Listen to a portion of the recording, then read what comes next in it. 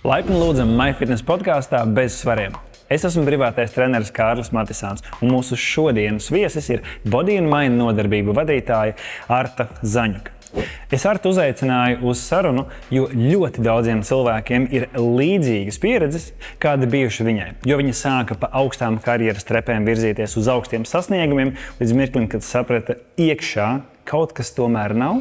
Tāpēc Arta brīnišķīgi šodien jums pastāstīs par to, kā iegūt sevī piepildījumu sajūtu un neaprakties ikdienas darba džungļos. Arta, liels paldies, ka esi ieradusies. Liela daļa no mums treneriem nevienmēr ir sākuši savu karjeru kā treneri, un, manuprāt, par sevi vislabāk izstāstīsi tu pati, kā tu esi nonākusi līdz mentālo klašu trenerei. Jā, čau, Kārli. Man ir prieks šeit būt. Un, Jēl, ar ko lai es vispār sāku? Laikam es sākšu ar to, ka atbilstoši savai pirmajai profesijai, es patiesībā nemaz neesmu mentālo klašu trenere. Man ir bakalaura un maģistra grāds tiesību zinātnēs, un ilgus gadus, savas jaunības dzīves gadu, es esmu pavadījusi strādājot kā juriste tiesību jomā un tiesu sfērā tieši. Un mana specialitāte ir krimināllietas, tā kā diezgan nopietni. Un ilgu laiku man likās, ka tas ir mans aicinājums, ka tas ir tas virziens, kur es vēlos savā dzīvē virzīties. Man bija jau izveidota gana laba karjera, respektabla, stabila, un likās, ka viss ir kārtībā. Un bija atbilstoša izglītība, un es biju jau gandrīz bez 5 minūtēm tiesnese, jo man tajā laikā, tad man bija kaut kur 27 gadi, man atlika sagaidīt 30 gadus slieksni, jo atbilstoši Latvijas normatīviem par tiesnesi var kļūt sākot no 30 gadiem, tad, kad tu kā personība esi jau pietiekami atbildīgs un nobriedis, lai uzņemtos šo atbildību.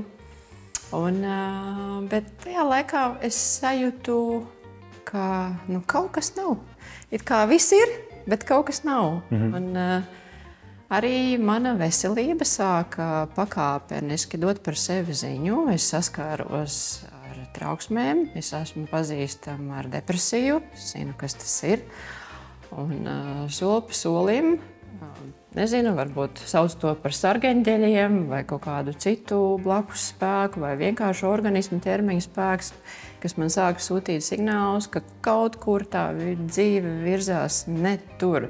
Tajā laikā man arī mans bijušais draugs man tā starp citu pajautāja: Arta, klausies, kāpēc tu gribi būt tiesnesis? Un es sāku stāstīt no sirds tos visus argumentus, es vēlos par taisnību šajā pasaulē un tā tālāk. Un tad, kad es sāku to atskaņot skaļi, es kaut kur dziļi iekšēji sevī sajūtu, ka bāc. Laiks ir gājis, un vai es joprojām tam ticu, vai joprojām tas tā ir, man sāka veidoties manī liela jautājuma zīme. Un kaut kā tas viss soli pa solim sāka summēties, un pēdējais punkts, kā jau es minēju, bija šie veselības apsvērumi, kad es sapratu, ka ir kaut ko jāmaina dzīvē. Ir jāmaina šo profesionālo virzienu, jo mēs darbā pavadām lielāko daļu mūsu dzīves, tāpēc gribam vai negribam, bet tam ir milzīga ietekme uz to, kā mēs jūtamies un kāda vispār mēs esam. Un neticējuši nevienam cilvēkam, kurš man pasaka, ka viņš var 5 dienas pilnu slodzi nostrādāt un pēc tam nedēļas nogalē pilnībā izslēgt to savu profesionālo zīmogu un palikt par pilnīgi citu cilvēku. Gribam mēs vai negribam, bet kaut kāds nosēdums tik un tā paliek.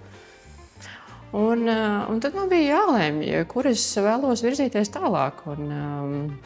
Es vienmēr zināju, ka mani saista viss, kas ir saistīts ar veselību. Es arī augstākajā tiesā strādājot, saviem kolēģiem stāstīju par uzturu, ņēmu līdzi kārbiņas sagatavotas. Beigās mani kolēģi pavilkās uz to, kas kabinetā sēdēja, arī sāka ņemt līdzi pusdienu kārbiņas līdzi. Un es varēju stundām ilgi runāt par uzturu tēmām, par šo veselīgā dzīvesveida tēmu, un krietni mazāka vēlme manī bija runāt par kriminālu likumu komentāriem vai vēl kaut ko tam līdzīgu. Un tajā laikā es arī nepieminēju, ka es ļoti aktīvi apmeklēju sporta klubu. Es biju cītīga sporta klubā kliente, biedre, ja tā var teikt, jo tas bija mans tajā laikā vienīgais pa lielam instruments, kas starp to visu darba milzīgo atbildību un negāciju slogu, kas saistās ar krimināllietām un īpaši augstākajā tiesā tajā laikā vēl pastāvēja krimināllietu tiesas palāta, kas izskatīja smagākos noziegumus apelācijas kārtībā. Un, tas darbs bija ļoti, ļoti negatīvu stāstu pilns. Un sports bija tas, kas man palīdzēja saglabāt saprātu tajā visā. Bet es devu priekšroku trenižieru zālē, kārtīgi dzelžiem un aerobikas nodarbībām. Bet viss sākās ar šīm kustībām. Un tad es nolēmu, labi, jāsāk kaut ko darīt, jāsāk kaut ko mainīt. Un sākumā es iestājos medicīnas fakultātē Stradiņos. Es domāju, ka varbūt varētu tiesas ārste būt, varbūt varētu būt ārste psihoterapeite, kaut ko šajā virzienā. Bet laiks gāja, gadu es biju tur, un pēc tam es tomēr sapratu, ka mazliet par traku tas viss ir, un es nebiju nemaz tik jauna. Domāju, labi, 10 gadi vēl klāt studijām, 6 gadus es jau biju studējusi. Un tad es pavērtēju, domāju, nē, man tomēr gribas ātrāk sākt strādāt šajā jaunajā profesijā. Tad es pamanīju, ka ir veselības sporta speciālistu programma Stradiņos, un es sāku studēt tur, jo es nolēmu, kāpēc, lai mans hobijs nevarētu kļūt par manu darbu. Un tad caur šo visu es atklāju arī body art training sistēmu, kas ir šobrīd mana lielā aizraušanās un mīlestība. Esmu šajā procesā arī apgūsi jogu, bijusi Balī, mācoties aštanga viņjasu. Bet tas lielais pieturpunkts, kas mani saista, ir tieši šī body art training sistēma. Un caur šo visu mācību un prakses ceļu es atklāju, cik lieliski tas palīdz izlīdzsvarot sevi, gan mazinot šīs regulārās trauksmes, kas ir īpaši raksturīgi tādiem cilvēkiem kā es, kas ir jūtīgi, emocionāli, empātiski, kas reaģē uz šiem dzīves ārējiem, iekšējiem dažādiem šiem kairinājumiem, kas ir uzņēmīgāk, kas redz dzīvi krāspilnāk un krāsaināk, bet tajā pat laikā arī krietni sāsinātāk. Un, tas bija fantastiski atklāts, cik lieliski caur šīm body and mind praksēm, audzinot sevi apzinātību, klātesamību, šo sasaisti ar prātu un ķermeni, cik ļoti tas ietekmē tavu kopējo pašsajūtu un tavu dzīves kvalitāti arī ārpus šīm mentālo klašu praksēm. Tu ļoti brīnišķīgi pastāstīji tajā brīdī, kad pieminēji savu pieredzi tiesu sistēmā un kad tu vēlies darīt labu. Man uzreiz tas atgādināja Gustavo dziesmiņu Mainīt pasauli. Un dziesmas teksti gāja, un tikai uz dziesmas principā beigām bija tas atklāsmes mirklis, kur tēls redzēja savu bērnu kāpjam uz spainīšu, lai mainītu pasauli. Un tajā brīdī mēs saskārstam, kad vajadzēja mainīt sevi, patiesībā mainīt savu iekšējo pasauli. Jo tas noteikti palīdz mums uztverei, jo tas nenozīmē, ka vienmēr katram, lai kaut ko atrisinātu vai lai iegūtu vieglumu dzīvē, ir nepieciešams mainīt profesionālo nozari. Tas bija stāsts tev, man arī līdzīgi, es arī no būvfirmas Office esmu nonācis fitnesa industrijā. Un mans iemesls bija fizisks sāpes un diskomforts ķermenī. Un es sāku interesēties, kā to risināt, un sapratu, ka man tas ir daudz interesantāk nekā būt būvniecības nozarē. Tev bija savs ceļš. Bet patiesībā katram ir nepieciešams mainīt nozares, lai justies labi, bet bieži vien ir vajadzīgs papildus elements, lai savā ikdienā justos labi. Tā ir. Un tam ir domāts mentālās klases. Tam ir domāts šis body and mind nodarbību virziens. Tieši tā, nevienmēr ir nepieciešams tik kardināls pārmaiņas dzīvē un profesijā, kādas tās realizēja es vai tu. Dažreiz pietiek vienkārši pieslēgties šīm mentālajām klasēm. Mēdz minēt, ka ir jaunības maksimālisms. Jaunības maksimālismam cilvēki gribās visu daudz un dikti, bet dažkārt šo jaunības maksimālismu mēs varam mantot arī brieduma gados. Un joprojām gribēsies darīt visu. Tas nozīmē, ka cilvēks izvēlēsies sporta klubā ierasties un gribēs uzreiz justies, ka es kaut ko daru. Iziet ārā pēc treniņa noguris, jo tas ir pirmais, kas asociējas. Es esmu kaut ko darījis, ja pēc tam es jūtu kaut ko pamanām. Un vienkāršākais ir atnākt uz nodarbību jau ar nogurumu, mentāli, piemēram, un iziet ārā vēl papildus ar fizisku nogurumu. Ja tā nav pārslodze, tā ir tīra ok recepte, tas var palīdzēt atjaunoties, bet nevienmēr uz viena noguruma uzlikt vēl lielāku nogurumu virsū ir pareizā pieeja. Man šķiet, ka brīnišķīgs iegums tieši mentālajās klasēs, kad es ticu, ka tu pastāstīsi tēlēnāk un krāšņāk, bet, manuprāt, galvenais iegums mentālajās klasēs ir, ka pēc nodarbības sajūtai ir jābūt un tā ir labāka nekā bija pirms tu iegāji iekšā. Pastāst lūdzu vairāk par šo. Tā ir. Diemžēl joprojām ir diezgan spēcīgs šis mīts, ka ja tu nenomirsti treniņā, tad tas nav bijis labs treniņš. Ir prieks redzēt, ka soli pa solim, pamazām, pateicoties inteliģentiem, izglītotiem speciālistiem, šis mīts tiek mainīts. Bet ir vēl ceļš ejams, jo fitnesa industrija pušingo spiež savu. Bet es ticu, ka soli pa solim, pili pa pilei cilvēki taps ar vien izglītotāki un apzināsies to, ka ja tu neesi nomiris treniņā, tas nenozīmē, ka tas treniņš nav bijis labs. Tieši otrādi. Ir tik ļoti svarīgi, kā lai saka, attīstīt šo cieņpilno attieksmi pašam pret savu ķermeni. Jā, ir jāizkāpj varbūt ārā no komforta zonas, lai dotu stimulu kaut kam mainīties.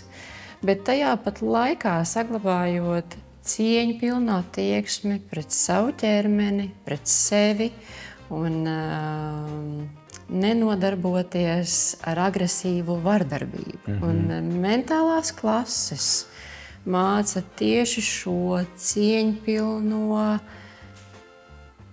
attieksmi un sadarbību ar sevi, strādājot, jo negribu nevienu aizvainot, bet es uzskatu, ka tas, ja tu panāc lielu apjomu saviem virspusējiem muskuļiem. Kā balonu sevi piepūt, bet tajā pat laikā tu pazaudē savu ķermeņa funkcionalitāti, tu pazaudē savu ķermeņa mobilitāti, tu nespēji noliekties normāli, aizšņurēt šņuris, tu nespēji mājās paņemt kaut ko no augstāka plaukta, tu nespēji elementāras sadzīviskas lietas darīt, lai tu justos, lai tavs instruments būtu kā brīvību dodošs ķermenis, jā, lai kā brīvību dodošs instruments ir ķermenis. Un mentālajās klasēs ir viens no šiem lieliskajiem ieguvumiem, ka tiek strādāts vairāk tieši ar ķermeņa funkcionalitāti, tiek strādāts ar ķermeņa mobilitāti, tiek strādāts ar ķermeņa muskuļu dziļajiem slāņiem, tiek strādāts ar apzinātības trenēšanu, ar spēju sasaistīt savu ķermeni ar prātu, ar spēju nofokusēt sevi uz tagadējo brīdi. Kustības ir lēnākas, kustības ir mierīgākas, lai tev ir pietiekams laiks un telpa, lai tu vari veidot šo apzinātību. Tev ir iespēja vairāk sajust arī savu elpu, jo mentālajās klasēs ļoti bieži, es pat gribētu teikt, es tā ceru, ka visi pasniedzēji māca arī šo kustību sasaist ar elpošanu un šīs dažādās elpošanas tehnikām. Un elpošana vispār ir atsevišķa tēma. Tas ir maģisks instruments, kas vienmēr mums ir pieejams, kas nemaksā neko, bet pareizi izmantots var panākt, var paveikt tik fantastiskas, fenomenālas lietas mūsu ķermenī. Un tajā pat laikā nepareizi izmantots var arī kaitēt mums. Jā, tā ir. bet caur šo elpošanas apzināšanos, caur dažādu elpošanas tehniku, gudru izmantošanu. Wow, tas ir vienkārši fantastiski, ko ir iespējams panākt savā ķermenī. Un, es gribētu, lai fitnesa nozarē arvien vairāk tiek runāts par to, cik milzīga nozīme ir tieši šīm elpas elementam. Ja, un, es pat mēdzu savās nodarbībās teikt, lūdzu, pirms nodarbības, lūdzu elpojiet. Mums ir Body Art treniņu sistēmā atsevišķi savas elpošanas tehnikas, kur ir savi pamatojumi, kāpēc tieši tādas. Lūdzu, elpojiet. Lūdzu, nekautrējieties no savas elpas, jo elpa ir pamats. Elpa ir fundamentāla. Un ja mēs nobloķējam šo instrumentu sevī, tad par tālāku, pilnvērtīgu fizisko treniņu, nerunājot par to mentālo darbu, grūti vispār runāt. Tāpēc, jā, elpošana, es teiktu, ka ir numur 1. Un ne tikai mentālajās klasēs. Elpošana ir milzīga nozīme. Te brīdī, kad tu stāstīji par potenciālajiem, es uzreiz saklausīju ieguvumus, ko var iegūt mentālajā klasē. Un man šķiet, ka ir ļoti būtisks aspekts, jo visi mēs zinām, sportot ir veselīgi, sportot ir nepieciešams. Ķermenim ir vajadzīga kustība, mūsu skelets un muskuļu aparāts ir radīts kustībai. Ja mēs ikdienā pilsētā, zenoties pēc savas augstākās karjeras, kustamies nepietiekami, visticamāk mēs savā ķermenī nejutīsimies labi. Jā. Kāds teiks, atrodi balansu starp darbu, starp veselību. Tas reizēm ir tik liels tāds abstrakts, kur ir grūti realizēt praksē, jo tas ir netverami. Kamēr tu pats nesajūti to savas ādas. Jā, bet kamēr tur nav, tad liekas, es pat nezinu, ko sākt. Es esmu privātais treneris un es vadu privātos treniņus sporta zālēs. Cilvēkiem apmācīšu pārvietot smagus kilogramus droši, viņi sajutīsies spēcīgi, bet šim visam procesam izjūt cauri ir vajadzīgi 3-6 mēneši dažreiz, lai tas ietu viegli. Bet tas nozīmē 3-6 mēneši ir ilgs laika posms, kur ir jābūt ar augstu apņēmību, atvērtu prātu, gatavam ļoti bieži kļūdīties un uzreiz vēl nepamanīt rezultātu. Jo ieguldītais darbs akumulējas, un tad tie ieguvumi ir sajūtami vēlāk. Manuprāt, mentālajās klasēs viens no brīnišķīgiem ieguvumiem ir, ka tās pārmaiņas jūtamas, manuprāt, pēc pirmās nodarbības jau. Varbūt otrais vai trešās. Ja gadījumā pirmajā satraucies, tad uz otro, trešo tu zini, ko sagaidīt, vari sev noskaņot, durtiņas ir aizvērtas, nododies nodarbībai, un tev actually būs labāk.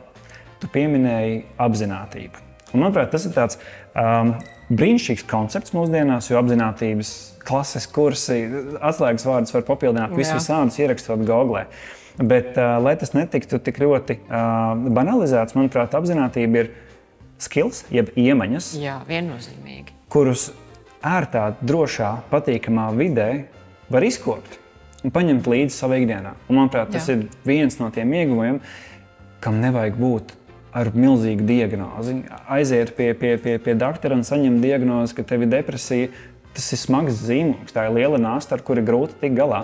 Bet nevienmēr ir vajadzīga diagnoze, lai to doktorētu. Jo risinājums vairumā gadījumā ļoti bieži ir līdzīgs. Tas ir pievērsties sev, veltīt laiku sev. Manuprāt, mentālās klases ir durvis ir atvērtas. Viņas ir pieejamas daudz reizes nedēļā, vairākās vietās, Rīgās un vispār apkārt pasaulē. Jo mentālās klases kopumā māca mūs un ļauj mums ieskatīties dziļāk sevī, vēršot fokusu no ārpuses uz sevi iekšēji. Bet man nevienmēr gribās ieskatīties dziļi sevī. Nevienmēr cilvēkiem patīk tas, ko viņi tur iekšā redz, un tāpēc būs arī tādi, kuri no mentālām klasēm aizmuks prom un pateiks, nē, šis nav man. Rokas krustām pāri. Varbūt vienkārši nav vēl laiks, bet gribu novēlēt ikvienam, lai ko mēs darītu vai cilātu svarus, dažādas kustības. Mūsu ķermenim ir nepieciešams dažādas kustības, dažādojiet un kustieties, vingrojiet, jo bez kustības, kā mēs zinām, nav dzīvība. Ja? Bet es teiktu, ka šīs mentālās klases ir nepieciešamas ikvienam, lai veidotu šo dziļāko sasaisti ar sevi. Pat ja varbūt sākumā nepatiks tas, ko tu sevī iekšēji redzi, varbūt, ka tieši tā mentālā nodarbība būs tas pirmais brīdis, kad tu vērs to savu iekšējo skatu uz sevi un nodarbības beigās, kad tev pasniedzējs treneris saka, uzlieciet plaukstus uz sirds, aizveriet acis.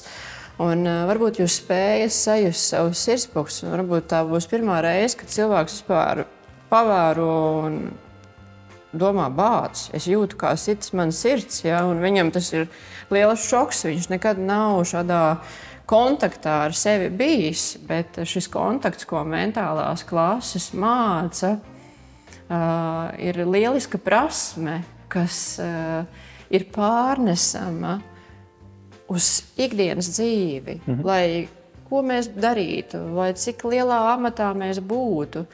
Ja mēs esam šajā vienotajā sasaistē ar sevi, kas īpaši raksturīgi ir šiem holistiskajiem treniņiem, funkcionāliem holistiskajiem treniņiem, kā piemēram Bodyart treniņu sistēma, kur mēs mācāmies treniņu ietveros sasaistīt kopā visas šīs savas kvalitātes, gan to ārējo čaulu fizisko, gan savu mentālo, gan to dziļāko sajūtu, emociju, dvēseles sfēru. Jo es no sirds ticu tam, ka tikai tad, kad mēs iemācāmies šīs visas sfēras savienot vienotā veselumā, mēs esam reāli patiesi spēcīgi savā ikdienas dzīvē. Mēs esam stabili, mēs stāvam, kā saka, uz visām četrām. Mēs esam sasaistīti ar savu kodolu, un tad, lai kādi vēji pūstu, jā, varbūt mēs palīgojamies, jā, varbūt mēs mazliet saliecamies, bet mums ir daudz vieglāk turēties visiem šiem dzīves pārbaudījumiem, ko nenoliedzami dzīve sūta, jo tas ir ceļš, kā mēs augam, kā mēs attīstamies, kā mēs virzamies tālāk nākamā attīstības līmenī. Caur šiem pārbaudījumiem, caur šīm grūtībām un šī apzinātība un šis vienotais veselums, ja ir izveidots, mēs to daudz veiksmīgāk un kvalitatīvāk spējam izdarīt un vispār daudz kvalitatīvāk spējam dzīvot un būt gan darbā, gan privātajās attiecībās, gan ar mīļoto cilvēku, gan ar bērniem, gan vispār justies savā ādā, tā lai tu jūties savā ādā un būtībā labi, garšīgi un spēcīgi. Tas ir skaisti, un es to novēlu ikvienam. Tu pieminēji, ka elpošana ir viens no instrumentiem, kas tiek izmantots Bodyart un arī citās mentālajās klasēs, jeb nodarbībās. Un elpošana šķiet tāds koncepts, kas ir pietiekami populārs mūsdienās. Man liekas, hei, es elpoju ikdienā, es varu apgulties, es varu elpot īsāk, garāk. Es varu kaut ko cilāt un ieelpot un izelpot kopā ar to ritmu. Tad varētu likties, ka es protu elpot. Manuprāt, lielākais izaicinājums, kad runa ir par elpošanu, par iemācīšanos elpot, ir atlaist visu pārējo un nedomāt līdzi. Tieši tāpatās kā brīdī, kad es ar kaut kā esmu aizņemts, ir nedomāt par elpošanu, taču ļaut tai automatizētai būt pietiekami mierīgai. Manuprāt, liela problēma cilvēkiem ir nodarbībās un treniņos vispār. Elpot tieši sasaistīt ar kādu kustību, bet ja kustība ir dinamiska, tad elpa kļūst pārāk dinamiska. Un tas ir ļoti satraucoši. Līdzīgi kā ikdienā dialoga laikā cilvēks runā straujāk, viņš elpo straujāk, viņš patiesībā pats sevi uzkurina situācijā, kur nemaz nevajag būt uzkurinātam. Jo ķermenis sajūtas, smadzenes uztver, ka tu esi briesmās, jo elpa sāk trūkt, gaisa sāk trūkt. Un ir šis signāls, ka mēs esam briesmās, un tūlīt būs vai nu jācīnās, vai nu kaut ko jādara. Un mentālās klases, kā jau es iepriekš minēju, dod pietiekami šo telpu un laiku apzinātībai, tostarp arī pietiekami dziļām un apzinātām elpām, lai slēdzas klāt vairāk šie elpošanas papildu muskuļi, kuri var būt iespējams, sākot, ir vispār jāsāk modināt un trenēt, jo tie ir ļoti ilgus laikus nauduši. Un tāpēc soli pa solim ir dažādas elpošanas tehnikas, ko bieži vien izmanto arī relaksācijas daļās, lai šos elpošanas papildu muskuļus modinātu, slēgtu klāt darbam un pamazām attīstītu spēju veidot šīs apzinātākas elpas, dziļas, apjomīgas, tā lai slēdz klāt gan diafragma pietiekami, gan starpribu muskuļi un tā tālāk. Un, dinamiskos straujos treniņos, protams, ka ir mazāk laiks nofokusēt šo. Mēs elpojam kā nu varam.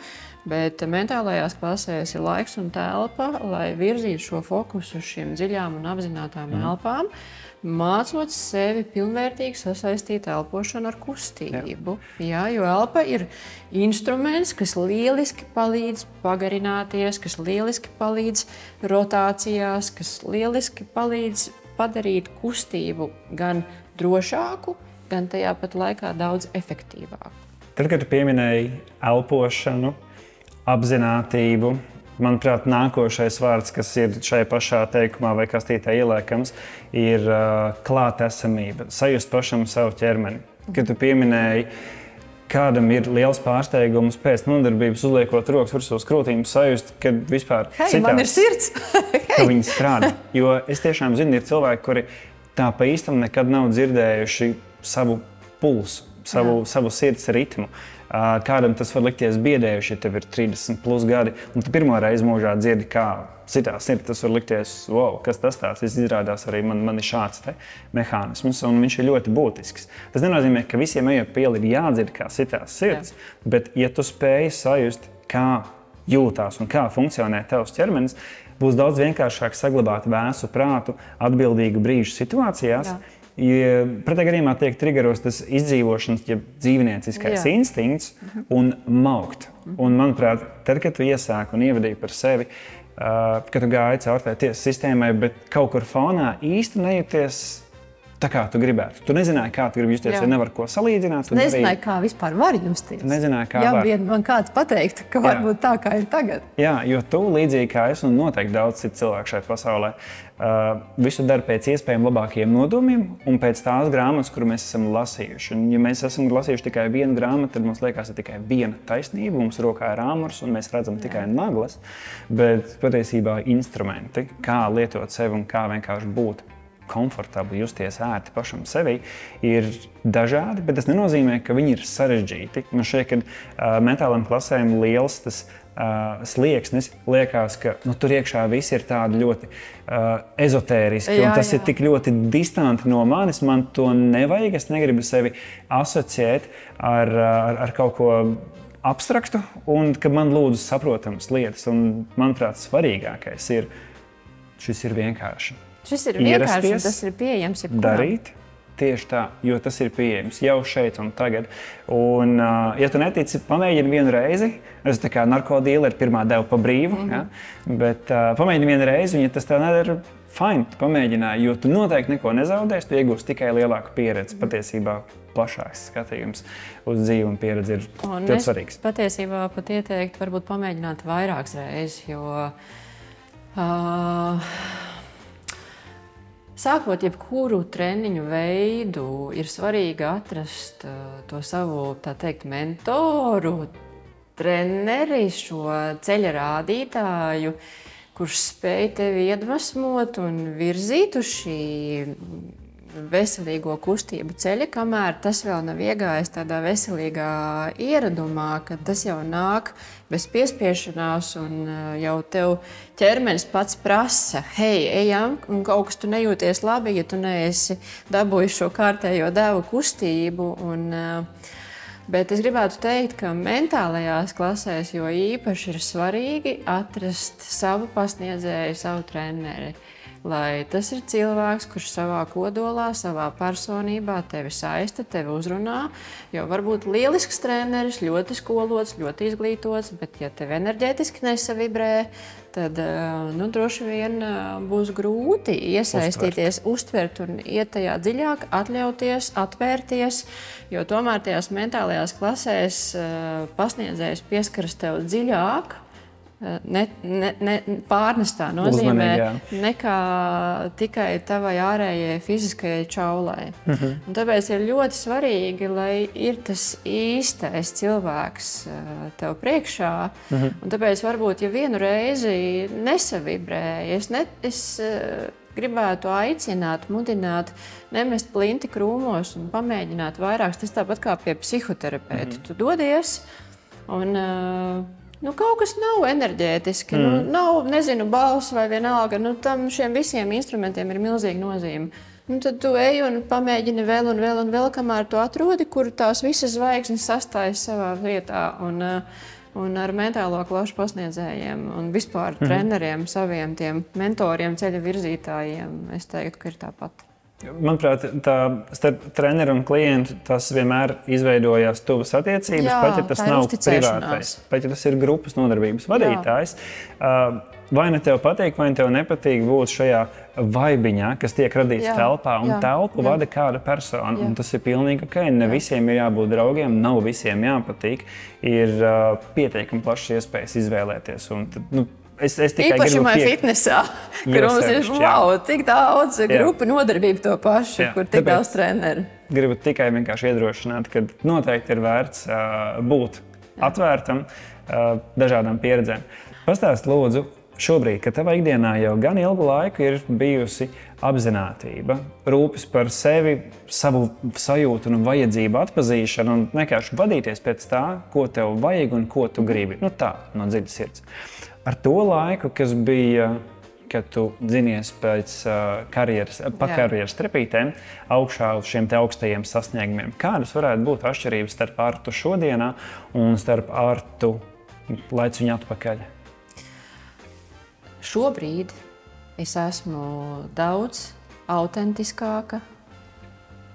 Šis modernais vārds, bet jā, tā ir tā sajūta, ka tu esi tāds, kāds tu savā dziļākajā kodolā esi bez šīm entajām maskām, kaut kādiem uzliktiem statusiem. Un viennozīmīgi vislielākais ieguvums tagad ir tā iekšējā kodola stabilitāte un spēks un lielāka sevis apzināšanās. Jo tajā laikā, kad es biju pilnas slodzes juriste, man bija ļoti respektabls darbs, un kā jau es minēju iepriekš, tā bija tāda skaista kārbiņa no ārpuses, kur tu kādam noskaitītu tin, un liktos wow, bet iekšēji tā garšīguma, dzīves garšas un mīlestības sajūta tā nebija. Tu tikai virzies kaut kur, lai kaut ko sasniegtu, lai kaut ko kādam pierādītu, lai tas labi izskatās no malas, lai tas viss ir cieņpilni un tā.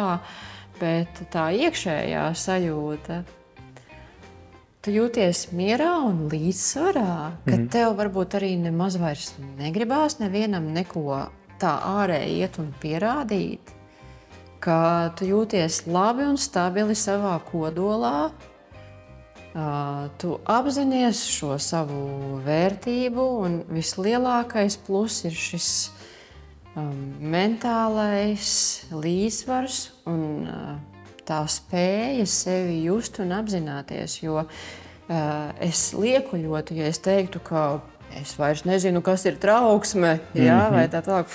Man joprojām mēdz parādīties, ka es esmu dzīves cilvēks. Visādas situācijas dzīvē gadās, dažādi apstākļi sakrīt, un joprojām gadās, ka dzīve pamudina.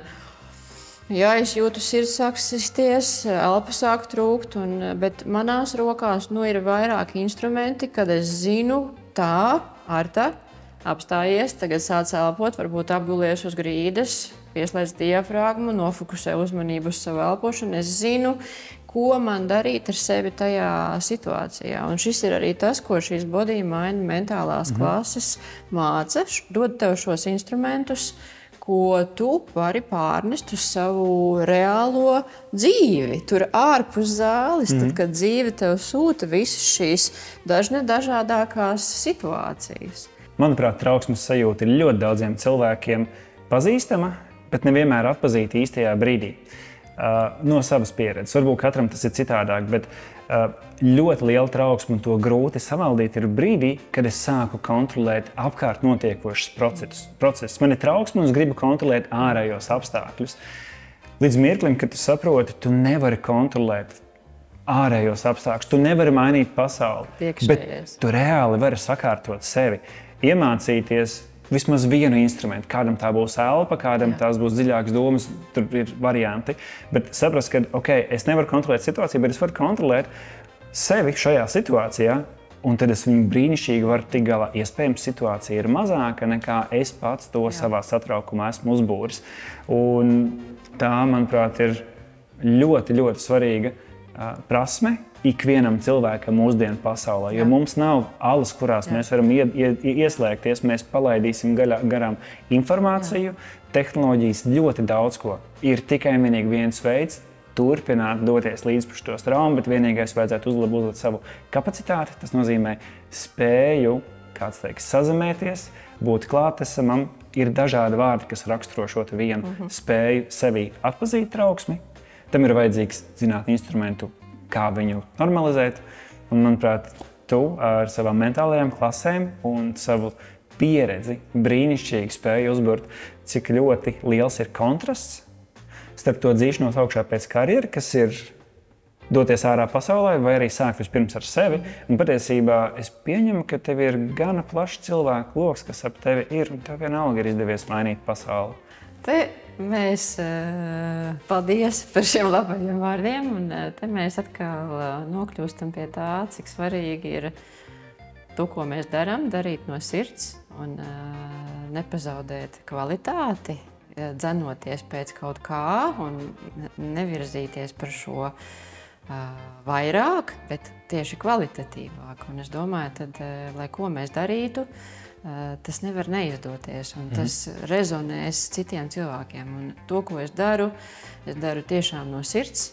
To, ko es daru, es esmu izlaidusi caur sevi, caur savu pieredzi, caur savu prizmu. Un, es gribētu ticēt, ka tie cilvēki, kuri nokļūst manās grupu nodarbībās vai individuālajos treniņos, ka viņu dzīves caur šo stundu vai 75 minūšu garo pieredzi ļauj padarīt viņu dzīvi ārpus šīs nodarbības prakses kvalitatīvāku un gaišāku. Bet ir ļoti svarīga šī apusējā sadarbība, lai cilvēks ir atvērts, ar atvērtu prātu, ar atvērtu sirdi, un lai viņš ņem pretī to, ko es viņam dodu. Saki, vai no ikdienas ir kādi elementi, kurus cilvēks saprot, kad viņi ir nepieciešami, bet viņi ir kaut kur izkaisīti apkārt? Zināms, ka karjera vajadzīga, finanses vajadzīgas, rūpes par veselību vajadzīgas, mentālā veselība ir vajadzīga, bet kā to visu menedžēt atsevišķi ir grūti.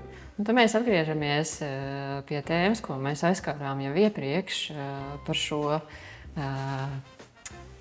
apvienojumu, kad mēs savienojam šīs trīs dziļākās sfēras kopā, to savu fizisko ārējo čaulu, ar savu mentālo stāvokli un ar savu to dvēseles emocionālo pusi vienotā veselumā, panākot to spēcīgāko kodolu, to sasaisti. Un tad, kad cilvēks arī šajā fiziskajā praksē caur mentālajām klasēm sasaista šos trīs komponentus kopā, tā piepildījuma sajūta šim visam traukam, šai visai vāzei ir daudz jaudīgāka un spēcīgāka. Tu piepildi to trauku un tu aiznes to savā ikdienas dzīvē, lai ko tu darītu. Sanāk, ka jo pilnveidotāka persona es esmu, un ir šī piepildījuma sajūta, es visticamāk būšu labāks partneris ģimenē. Viennozīmīgi. Ļoti iespējams man būs vieglāk risināt problēmu situācijas savā karjerā. Finanses būs nevis kā šķērslis un trūkums, bet gan kā iespēja saprast, neuztraukties par maziem ienākumiem, bet gan paplašināt ienākumus. Ienākumu izdevums, arī es pārteicos, mazi ienākumi versus liela izdevuma. Un, jā, manuprāt, tas ir brīnišķīgs instruments, kas ikvienam cilvēkam var noderēt. Nešaubīgi, jo atkal stāsts ir par to, ka šī mūsu iekšējā sajūta veido to, kā mēs reaģējam uz lietām. Ikvienā sfērā – darbs, ģimene, bērni, mīļotais, finanses, vienalga kas, veselība. Tas, kā mēs reaģējam, jo, kā mēs jau runājām iepriekš, mēs ļoti reti patiesībā, kad varam ietekmēt ārējos faktorus. Dzīve virza. Un ir ļoti mānīgi ticēt, ka mēs spējam visu regulēt un kontrolēt. Ja?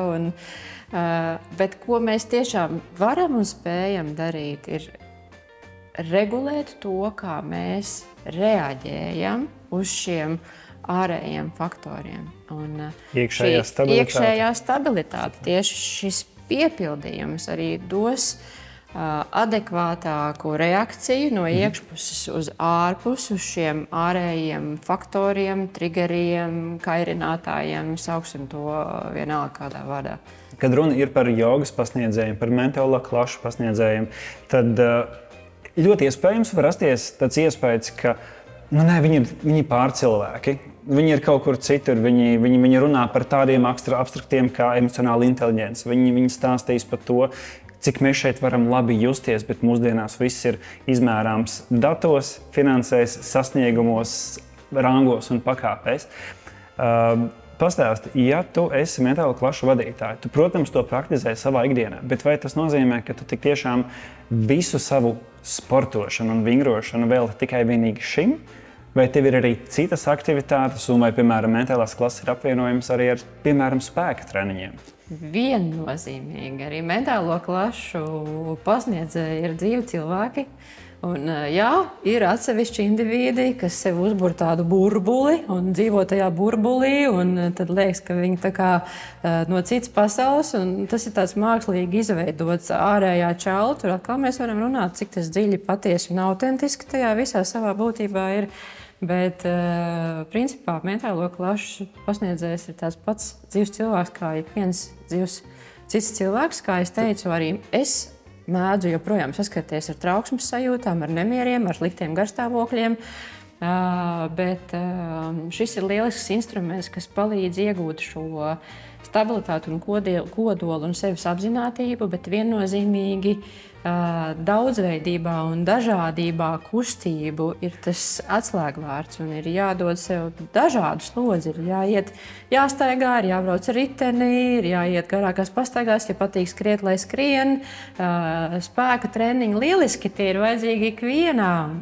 Jo spēka treniņi, kā mēs zinām, palīdz uzturēt mūsu lieso muskuļu masu aktīvu, pilnvērtīgu. Līdz ar to tas aktivizē mūsu vilmaiņu, tas padara mūsu vilmaiņu intensīvāku un ļauj kopumā justies arī tad, kad mums ir vairāk gadi, labi un garšīgi savā dzīvē ar pietiekamu enerģijas līmeni. Un, jā, tas galvenais atslēgas vārds ir dažādība, dot sev šīs dažādās garšas, gan mentāli ar sevi dziļāk strādājot, gan attīstot to savu ārējo čaulu, caur muskuļu masas attīstīšanu, gan dodot kardioslodzi savai kardiovaskulārajai sistēmai, jo mēs jau esam vienots veselums, tad atkal stāsts ir par to holistiskumu. Mēs nevaram atraut vienu no otra, viņi viens otru papildina. Bet es laikam sāktu ar to dziļāko čaulu, ar to dziļāko kodolu. Pie mums MyFitnessā ir pieejams ļoti plašs klāsts ar body and mind nodarbībām. Tāpēc, tad, kad izvēlēs sev nodarbības, sarakstā ieliec ķeksīti body and mind, un tur tev būs piedāvājumā viss, kas zem šī novirziena ir pieejams. Un starp citu, body and mind nodarbības ir ne tikai grupās, bet arī tās tu vari iegūt kā privātās nodarbības. Ja tev ir kādi jautājumi, viedoklis vai emocijas par šajā epizodē runāto, droši uzdod mums jautājumus, jo es un Arta mēs labprāt uz tiem atbildētu un iesaistītos sarunā. Paldies, ka noklausījāties šo epizodi, pieseko MyFitness sociālajiem tīkliem un tiekamies nākamreiz. Atā! Čau!